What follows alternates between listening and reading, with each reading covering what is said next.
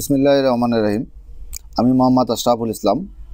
সকল শিক্ষার্থী ভাইদেরকে ঘাট আইটি সেন্টারের পক্ষ থেকে টিউটোরিয়ালের শুরুতে জানাচ্ছি সালাম ও শুভেচ্ছা।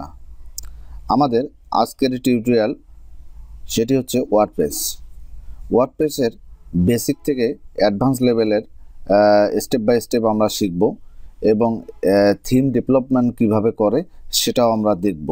তো আজকে আমরা শুরু করতে চাচ্ছি আমাদের চ্যানেলের পক্ষ থেকে আমরা শুরু করব A to Z পর্যন্ত, অর্থাৎ প্রথম থেকে শুরু করব।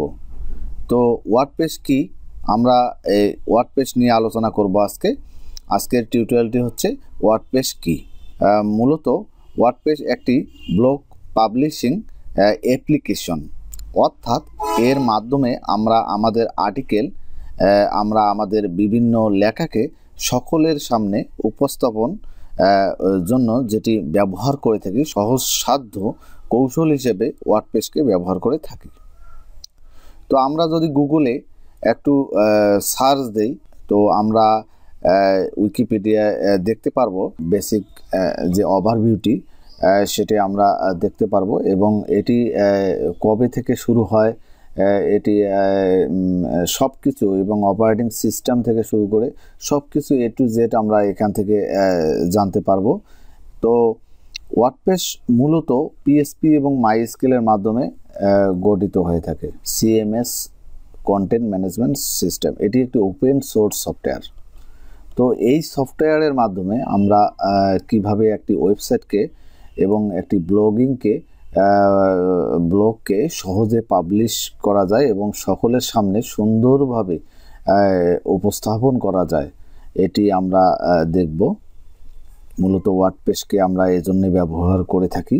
ওয়ার্ডপ্রেস এই রেডিমেড যে সিস্টেমটি রয়েছে, এই রেডিমেড যে সফটওয়্যারটি রয়েছে, এটি বিভিন্ন রকমের নিত্য নতুন প্লাগইন, বিভিন্ন রকমের আর্টিকেল সাজানোর সেটিং এর মাধ্যমে আমরা খুব সহজে একটি সুন্দর ব্লগ এবং একটি সুন্দর ওয়েবসাইট সকলের জন্য আমরা তৈরি করতে পারি এবং উপস্থাপন করতে পারবো। যারা ওয়ার্ডপ্রেসের মাধ্যমে কাজ করেছেন ইতিপূর্বে কিংবা ওয়ার্ডপ্রেস ব্লগ সম্পর্কে জেনেছেন, প্রায় লক্ষ্য করি যে ব্লগ সাইটের মতো ওয়ার্ডপ্রেসও কিন্তু এক ধরনের ব্লগ পাবলিশ করে থাকে, যেখানে আমরা ফ্রি ব্লগ ইউজ করতে পারি।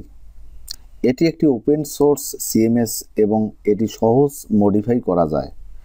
টোটাল ওয়েবসাইটটিকে সহজে কন্ট্রোল করা যায় এবং আমরা এখন একটি ওয়ার্ডপ্রেসের ব্লগ দেখব, যেটি আমরা ওয়ার্ডপ্রেসের যে ব্লগটি আমাদের একটি সাইট আমরা লোকাল হোস্টে ইউজ করতেছি, এটিকে ইনস্টল করেছি এবং ওয়েবসাইটটি পাবলিশ করেছি।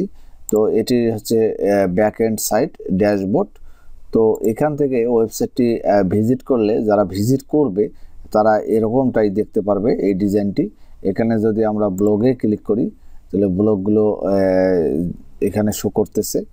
এখানে আমরা রিড মোর যদি ক্লিক করি তাহলে আমাদের ওয়ার্ডপ্রেসের যে পোস্টটি আমরা করেছি সেটি এখানে শো করতেছে সুন্দরভাবে। এখানে আমরা কমেন্ট করতে পারবো। তো এভাবে একটি ওয়ার্ডপ্রেস সাইটে দ্রুত গতিতে আমরা খুব সহজে প্রপারলি ইউজ করতে পারি। সেই সংক্রান্ত বিষয়গুলো আস্তে আস্তে আমরা শিখব। তো এই ছিল আজকের টিউটোরিয়াল। তো ধন্যবাদ সবাইকে, ভালো থাকবেন।